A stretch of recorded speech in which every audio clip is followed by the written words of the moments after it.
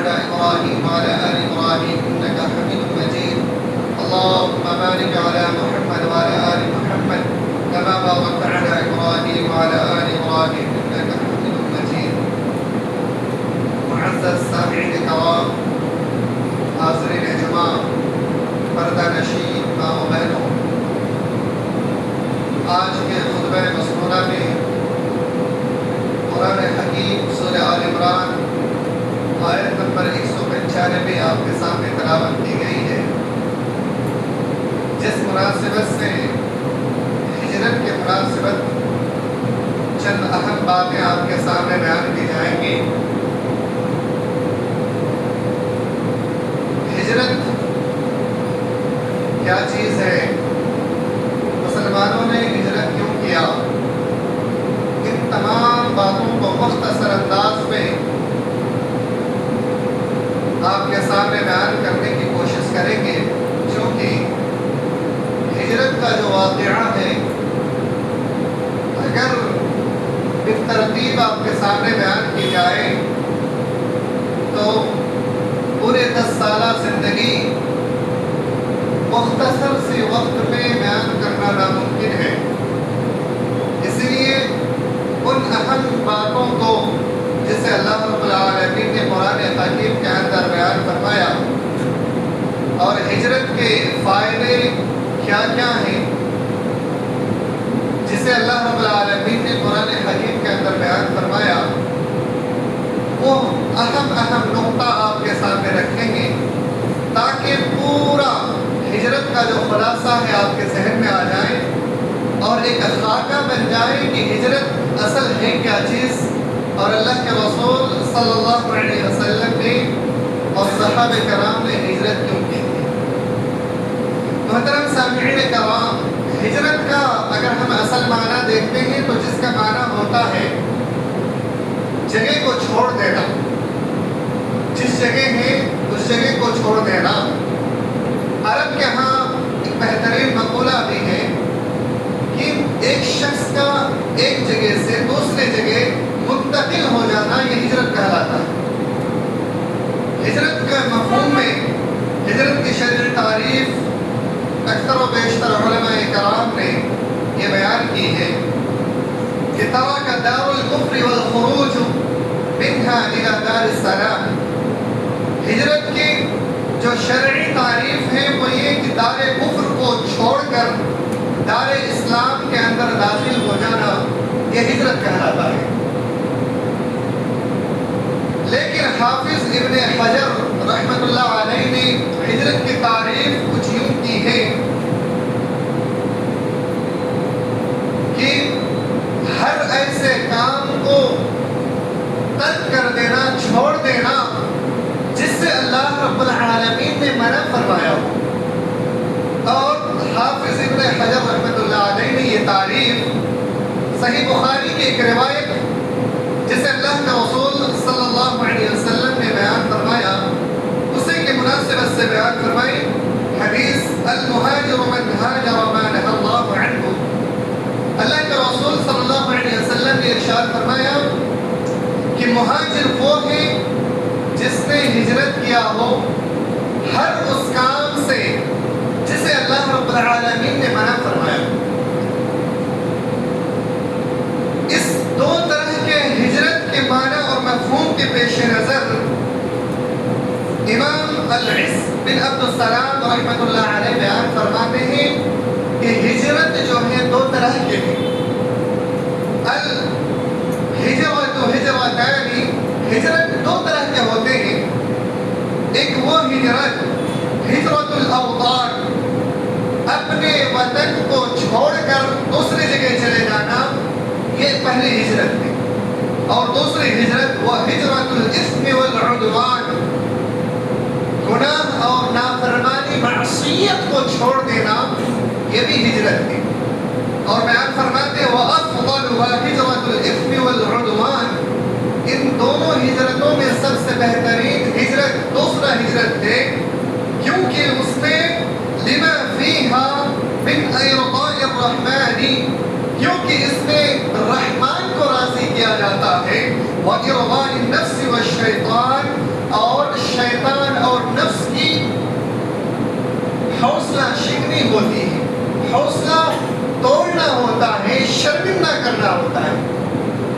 يمينا، یہ جو دوسرا ہجرت ہے یہ سب سے بہترین ہجرت کہا گیا ہے، جو کہ معصیت، نافرمانی، گناہ کا ارتکاب چھوڑ ڈالو. اور حقیقت میں سب سے بہترین ہجرت بھی یہی ہجرت ہے. ہجرت کے جو اصل مفہوم ہے قرآن کریم کے اندر اللہ رب العالمین نے کئی مقامات پر ہجرت کے تعلق سے بیان فرمایا، جس میں سے ایک مقام پہ اللہ رب العالمین نے ارشاد فرمایا فَالَّذِينَ آمَنُوا وَهَاجَرُوا وَجَاهَدُوا فِي سَبِيلِ اللَّهِ، کہ جو لوگ ایمان لائے اور ہجرت کیے اور اللہ کے راستے میں اپنے مال اور اپنے نفس کے ساتھ جہاد کیے، وَجَاهِدُوا فِي سَبِيلِ اللَّهِ بِأَمْوَالِهِمْ وَأَنفُسِهِمْ أَعْظَمُ دَرَجَةً عِندَ اللَّهِ، تو ایسے لوگوں کے درجات اللہ رب العالمین کے نزدیک بہت ہی بڑا ہے، بہت ہی بڑا اجر ہے. اعظم درجۃ عند اللہ واولئک هم الفائزون، اور ایسے لوگ ہی کامیاب ہونے والے ہیں. یبشرهم ربهم برحمۃ منه ورضوان وجنات، جب کوئی شخص ایمان لانے کے بعد ہجرت کرتا ہے، اللہ کے راستے میں جہاد کرتا ہے اپنے نفس اور اپنے مال کے ذریعے سے، ایسے لوگوں کو اللہ رب العالمین بشارت دے رہا ہوتا ہے. یبشرهم ربهم، اللہ رب العالمین انہیں بشارت دیتا ہے اس چیز کی، برحمت منہ، اپنے رحمت کی، ورضوان وجنات، اور اپنی رضامندی کی، اور اس کے لیے بدلے میں جنت عطا فرماتا ہے. تو ہجرت کرنے کا، اللہ کے راستے میں اپنے مال اور جان کے ساتھ جہاد کرنے کا جو فائدہ ہے، اسے اللہ رب العالمین خود گواہی دیتے ہوئے بشارت دے رہا ہے. یبشرهم ربهم برحمۃ منہ، اگر کوئی شخص ہجرت کرتا ہے، اللہ کے راستے میں اپنی مال اور اپنے نفس کے ذریعے سے جہاد کرتا ہے، تو ایسے لوگوں کے لیے بشارت ہے اللہ کے رحمت کی اور اللہ رب العالمین کی رضامندی کی، اور اللہ رب العالمین کی طرف سے ملنے والے جنت کی، اور فیہا نعیم مقیم، ایسے جنت جو کہ دوامی وہاں پر ہر طرح کے انعامات و اکرامات ملنے والا ہے، اس چیز کی بشارت دے رہا ہے، خوشخبری دے رہا ہے. خالدین فیہا، اور جنت میں، ان انعامات میں، اللہ کی رحمت میں وہ بندے ہمیشہ ہمیشہ رہیں گے، کبھی بھی اس سے محروم نہیں کیے جائیں گے. ہمارے گھروں میں اگر کوئی شخص مہمان آئے تو مہمانوں کو عام طور سے 1 دن 2 دن 3 دن تک ہم بہترین انداز میں اس کی مہمان نوازی کرتے ہیں، ہم میزبانی کرتے ہیں، جتنا بہتر ہو سکے بہتر سے بہتر کھانا کھلانے کی کوشش کرتے ہیں. لیکن اللہ کے راستے میں جہاد کرنے والے، ہجرت کرنے والے، گناہ اور معصیت کو چھوڑ کر کے اللہ کے راستے کی طرف منتقل ہونے والے کو اللہ رب العالمین 1 دن 2 دن 3 دن کے لیے نہیں بلکہ ہمیشہ ہمیشہ کے لیے خوشخبری دے رہا ہے کہ ایسا بندہ ہمیشہ اللہ کی رحمت میں، جنتوں میں اور جنت کی باغوں میں، نہروں میں ہمیشہ رہیں گے، اور انعامات و اکرامات ہمیشہ ان پر رہے گا. ایسا نہیں کہ کچھ پل کے لیے دیا گیا ہو اور پھر ختم کر دیا گیا ہو، ایسا نہیں ہے. تو یہ انعامات اللہ رب العالمین کی طرف سے جو کسی بھی مخلوق کے اندر اتنی طاقت نہیں ہے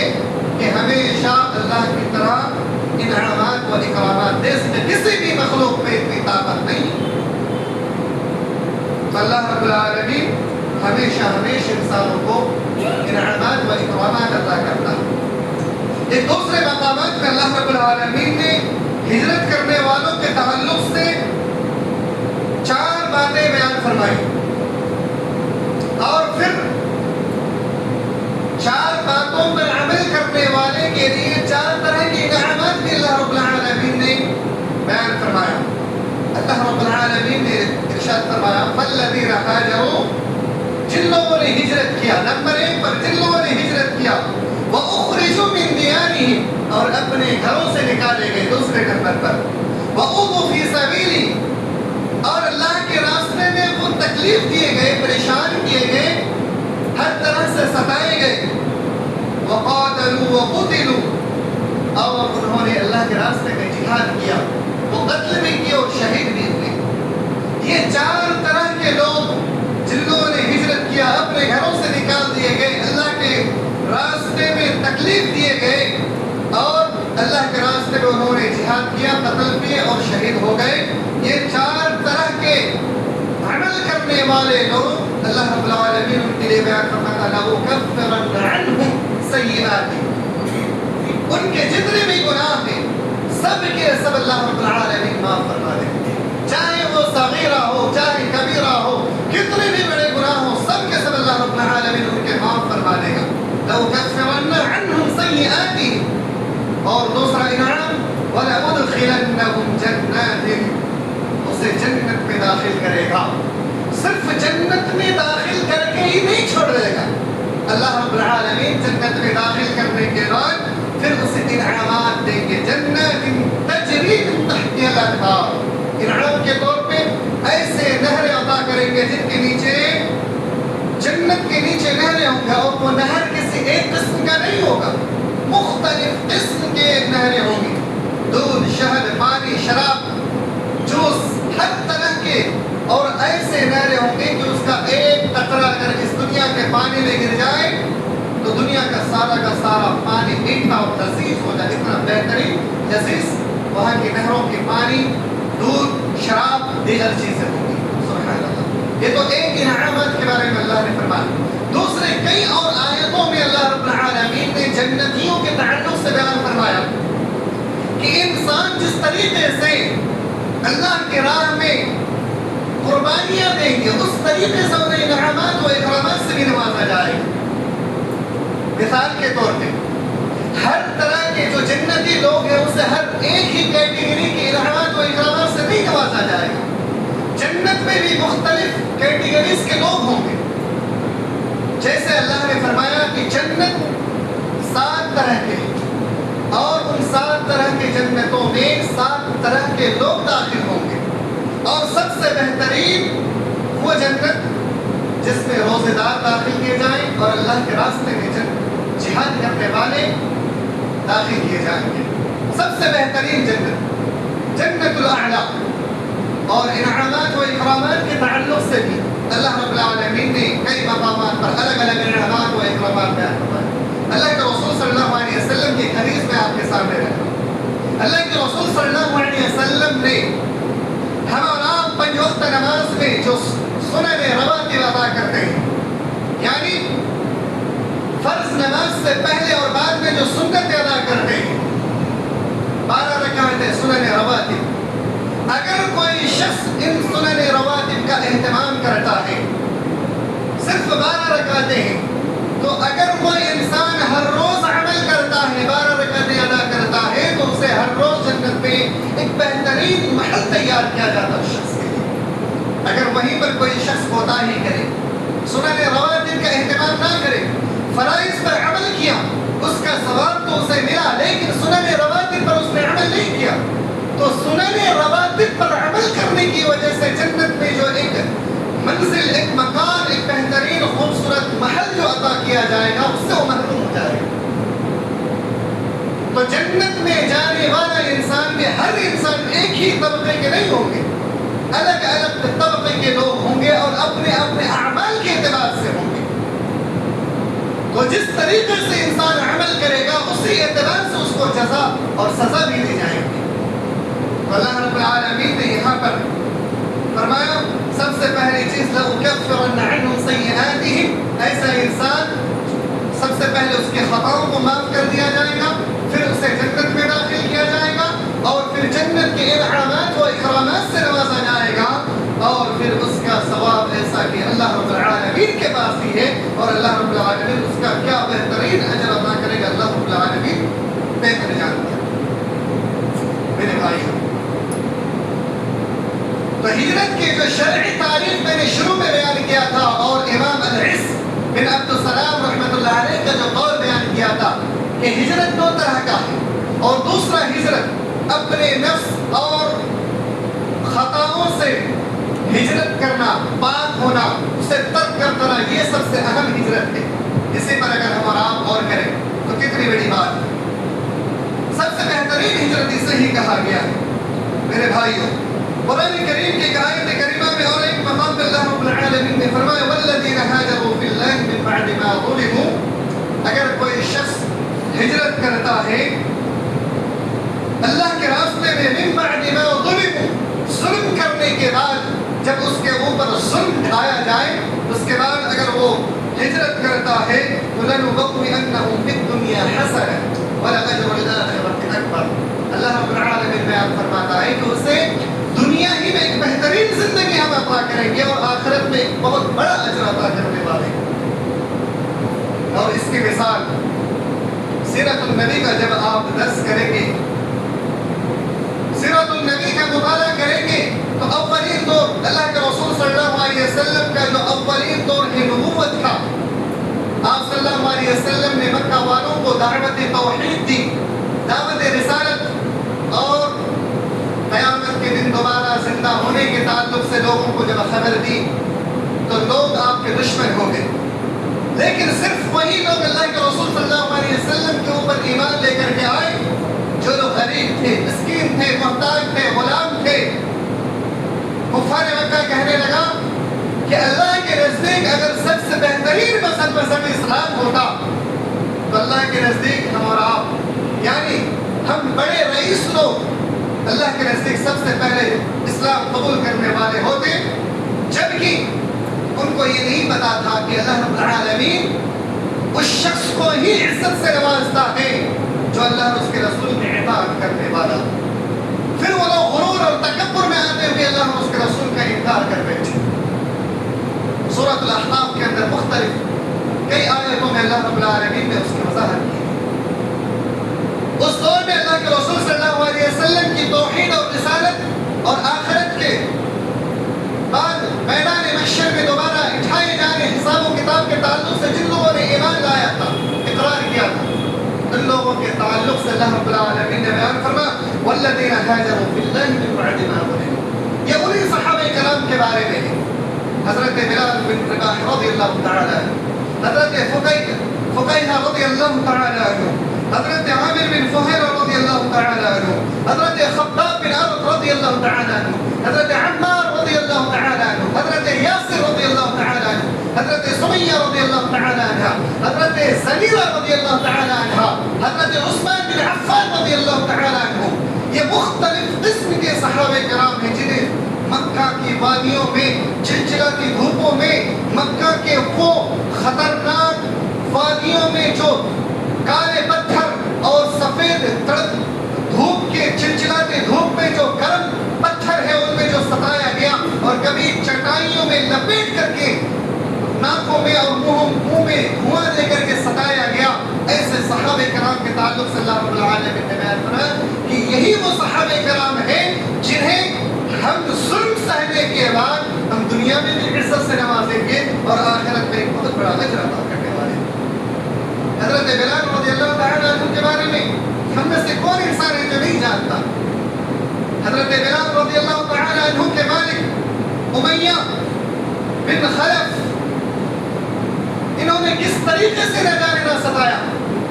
بچوں کے ہاتھ میں گلے میں رسی باندھ کر کے پکڑا کر کے کتے کو جس طریقے سے گھسیٹا جاتا ہے، حضرت بلال رضی اللہ تعالیٰ عنہ کے تعلق سے اس طریقے سے ناجائز تعلقات کیے اور کتنے گندی حرکتیں کی۔ جب کسی سے دل نہیں بھرا تو تپتی ریت میں اور تپتے پتھروں کے اوپر لٹا کر کے اوپر سے بڑا پتھر رکھ دیا جاتا۔ اسی طریقے سے حضرت عامر بن فہیرہ رضی اللہ تعالی عنہ، یہ بہت بڑے صحابی تھے، انہیں اس طریقے سے ٹارچر کیا جاتا تھا کہ پیروں تلے آگ رکھ دی جاتی تھی، جسم کے اوپر آگ رکھ دیا جاتا تھا، تپتے ریت کے اوپر لٹا دیا جاتا تھا، جس کی وجہ سے اس کا عقل دھیرے دھیرے چلی جاتی رہی۔ اور حضرت فقیہ رضی اللہ تعالی عنہ جو قبیلہ بنو عبد الدار کے غلام تھے اور ایک لوہار تھے، اس کی ایک خاتون مالکن تھی. جب اسے پتا چلا کہ اس نے بھی اسلام قبول کر لیا، یہ صحابی لوہار تھے اور اس عورت نے لوہے کو گرم کر کے، لوہے کو پگھلا کر کے بعض دفعہ اس کے پیٹھ پہ رکھ دیا کرتی تھی تاکہ تڑپ تڑپ کر کے پریشان ہو جائے اور یہ کہنے پہ مجبور ہو جائے کہ آؤ اور لات و عزا کی عبادت کرنا شروع کرو. حضرت زنیرہ رضی اللہ تعالی عنہ کو بھی اسی طریقے سے مارا جاتا، پیٹا جاتا، ستایا جاتا اور لات و عزا کی عبادت پر ورگلایا جاتا، پریشان کیا جاتا. حضرت سمیہ رضی اللہ تعالی عنہ جوان بیٹا جوان شوہر کے سامنے ننگا کر دیا جاتا. کتنی بڑی قربانی تھی اسلام کی خاطر کہ شوہر کے سامنے، جوان بیٹے کے سامنے، پوری پبلک کے سامنے ننگا کر کے بیچوں بیچ چیر کر کے دو حصوں میں تقسیم کر دیا جاتا. کتنی بڑی قربانی تھی، لیکن پھر بھی اپنے زبان سے احد کا الفاظ نہیں چھوڑا، ایک اللہ رب العالمین کی وحدانیت کو نہیں چھوڑا، اللہ کے رسول صلی اللہ علیہ وسلم کی دوستی کو نہیں چھوڑا. جب یہ سارے معاملات ہو گئے پھر بھی کفار مکہ اور قریش کہنے لگے کہ محمد کا جادو یقیناً سب سے خطرناک جادو ہے، اس کا جادو اگر کسی بھی شخص کو اوپر ہو جاتا ہے تو پھر وہ اس کو چھوڑنے کو تیار نہیں ہوتے. ہمارا جادو تو بے اثر بھی ہو جاتا، لیکن محمد کا ایسا جادو ہے کہ اس کا جادو بے اثر نہیں ہو پاتا. اور یہ حقیقت ہے. اللہ کے رسول صلی اللہ علیہ وسلم کے کلمات، تلفظات اور اللہ کے رسول صلی اللہ علیہ وسلم کے اخلاق ہمارے اور آپ کی طرح نہیں. اللہ کے رسول صلی اللہ علیہ وسلم کے اخلاق کا معیار اتنا بلند تھا کہ آپ صلی اللہ علیہ وسلم کے اخلاق کے پیر کے دھول کے برابر دنیا کے کوئی انسان نہیں ہو سکتا. حتیٰ کہ آپ صلی اللہ علیہ وسلم کے اوپر صرف صحابہ کرام نے دیکھ کر کے ایمان لائے تھے اور پھر ان کا اخلاق بھی اتنا درست اور اتنا بہتر ہو چکا تھا کہ ان کے پیر کے دھول کے برابر بھی اور آپ نہیں ہو سکتے. یہ مقام و مرتبہ تھا، یہ اخلاق کا معیار تھا. اللہ کے رسول صلی اللہ علیہ وسلم سے کھلا وہ لوگ قرآن کریم کی تعلیمات کو سننے سے لوگوں کو روکتے تھے، لیکن اللہ کے رسول صلی اللہ علیہ وسلم جب راتوں کے وقت میں قرآن کی تلاوت کرتے تو بعض دفعہ کان اڑا کر کے سنتے تھے، بعض دفعہ قرآن کریم کو، اللہ رب العالمین کو، اللہ کے رسول صلی اللہ علیہ وسلم کو گالیاں دیا کرتے تھے چونکہ بہت چبھتی تھی، حق کی بات ان کو پسند نہیں ہوتا تھا. یہ سارے معاملات ہیں، پریشانیاں ہیں جن کے بعد پھر اللہ کے رسول صلی اللہ علیہ وسلم جب حضرت عمار رضی اللہ تعالیٰ عنہ کو دیکھتے، حضرت یاسر رضی اللہ تعالیٰ عنہ کو دیکھتے، کہتے اے آل یاسر، اے آل یاسر، صبر کرو، ایک دن تمہیں بہترین بدلہ ملنے والا. سبحان اللہ. حضرت عمار رضی اللہ تعالیٰ عنہ کو ایسا مقام و مرتبہ ملا کہ رہتے دنیا تک حضرت عمار رضی اللہ تعالیٰ عنہ ایک انسانیت کے لیے ایک مثال بن گئے. اگر ایمان ہو تو حضرت عمار رضی اللہ تعالیٰ عنہ جیسا، اگر ایمان ہو تو حضرت سمیہ رضی اللہ تعالیٰ عنہ جیسا، اگر ایمان ہو تو حضرت یاسر رضی اللہ تعالیٰ عنہ جیسا. کیونکہ ایک مثال قائم کر دی ان لوگوں نے کہ ہم اپنی جان تو دے سکتے ہیں، ایک بار بھی 1000 بار دے سکتے ہیں، لیکن اللہ اور اس کے رسول سے ہم دغا نہیں کر سکتے، دشمنی نہیں کر سکتے. پھر جب ہجرت کے لیے اللہ کے رسول صلی اللہ علیہ وسلم پریشان ہو گئے، اللہ کی طرف سے حکم آ گیا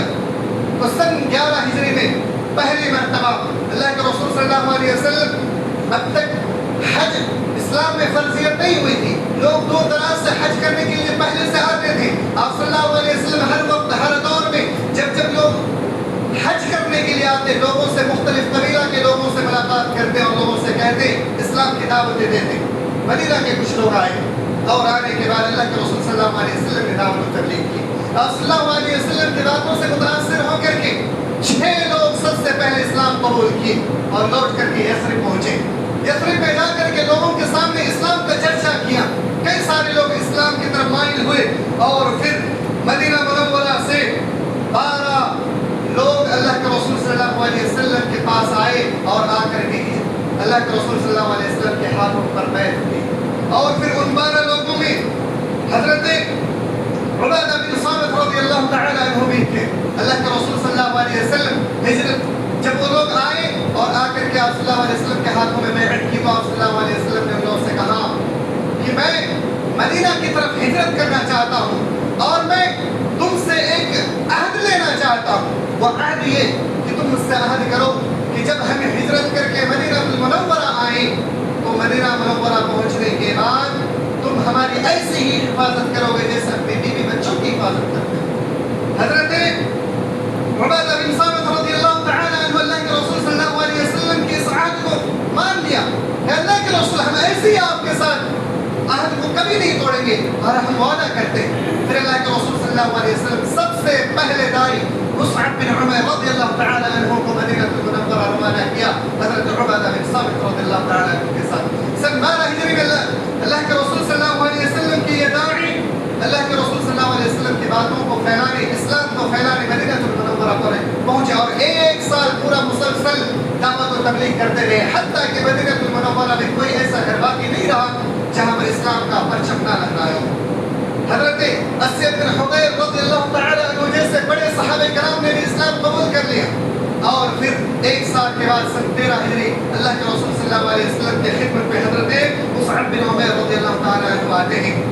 اور پھر اللہ کے رسول صلی اللہ علیہ وسلم کو خوشخبری سناتے ہیں۔ اللہ کے رسول مدینہ والے سارے کے سارے اسلام قبول کر چکے ہیں۔ یہ پہلے داعی تھے اسلام کے جو اللہ کے رسول صلی اللہ علیہ وسلم کے کہنے پر مدینہ المنورہ گئے تھے ہجرت کر کے اور اسلام کی دعوت کو عام کی۔ اور پھر یہ وہ صحابی ہیں جنہوں نے اسلام کو مدینہ المنورہ میں پورے مکمل طور سے پھیلایا، لیکن کفاروں نے اسی صحابی کے ساتھ اتنا ظالمانہ حرکت کیا کہ جنگ احد کا معاملہ تھا۔ جنگ احد میں اللہ کے رسول صلی اللہ علیہ وسلم کے ساتھ چند صحابہ کرام تھے، حضرت مصعب بن عمیر رضی اللہ تعالی عنہ بھی تھے، لیکن کفاروں نے حضرت مصعب بن عمیر رضی اللہ تعالی عنہ حملہ کر کے شہید کر دیا۔ کتنی بڑی قربانی تھی اسلام کے لیے، اتنے بڑے صحابہ جنہوں نے یہ نہیں دیکھا کہ ہم یثرب جا رہے ہیں وہاں پہ میری جان کے ساتھ کیا معاملہ ہو سکتا ہے، جہاں پہ ایک بھی اپنا دوست نہیں، سارے کے سارے دشمن اور یہودیوں کا وہاں پر مرکز، ایسے جگہ میں جا کر کے دعوت کو عام کرنا ایک بہت بڑی بات تھی اور سب سے بڑا چنوتی تھا، کیونکہ اس وقت اس دور میں مدینہ المنورہ ایک ایسی جگہ تھی جہاں پر پورے دنیا کے لوگ ہجرت کرتے، جب تجارت کرنے کے غرض سے مکہ آتے تو بس یثرب ہوتے تھے اور لوگوں کو گزرنا پڑتا تھا، وہی ایک راستہ تھا اور وہ ایک قیام گاہ بھی تھا۔ تو مکہ کے بعد دوسرا جو سب سے بڑا تاجروں کا مقام تھا وہ مدینہ المنورہ تھا، اور مدینہ میں جا کر کے گھر گھر اسلام کا پرچم لہرا دینا ایک بہت بڑی بات تھی، اور مدینہ کے لوگ ایسے ویسے لوگ نہیں تھے، مکہ کی طرح جاہل لوگ نہیں تھے، مدینہ میں ہر شخص پڑھے لکھے لوگ تھے، اور ان کو سمجھانا ایسا ہی تھا جیسے ایک بہت بڑا کام کر دینا تھا ایک انسان سمندر کو تیر کر کے پار کر لے جائے، ایسا ہی ایک بڑا چنوتی تھا۔ لیکن مصعب بن عمیر رضی اللہ تعالی عنہ نے اس معاملے میں پورا کا پورا کھڑے اترے، لیکن پھر کفار مکہ نے اور دیگر کفاروں نے حضرت مصعب بن عمیر کو شہید کر دیا جنگ احد کے وقت۔ یہ تمام کے تمام واقعات جو آپ کے سامنے ہجرت کے تعلق سے بیان کی گئی ہیں، یہ ہجرت کا اولین دور ہے، اور پھر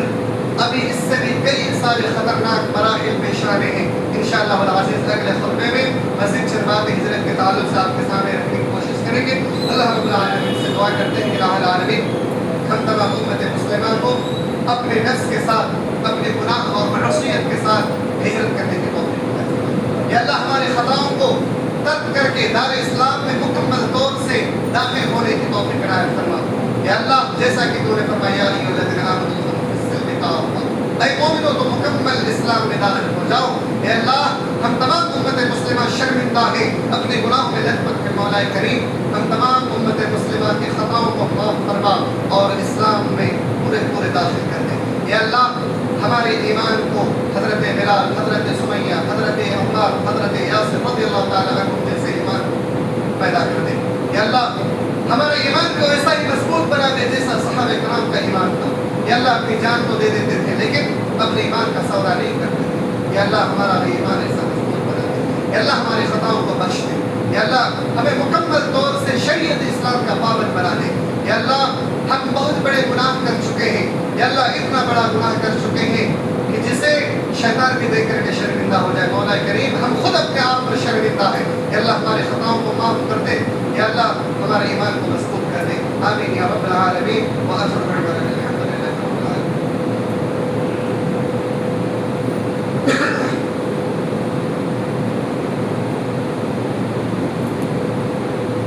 إن الحمد لله نؤمن به ونتوكل عليه ونعوذ بالله من شرور أنفسنا ومن سيئات أعمالنا من يهده الله فلا مضل له ومن يضلله فلا هادي له وأشهد أن لا إله إلا الله وحده لا شريك له وأشهد أن محمدا عبده ورسوله أما بعد يا أيها الذين آمنوا صلوا عليه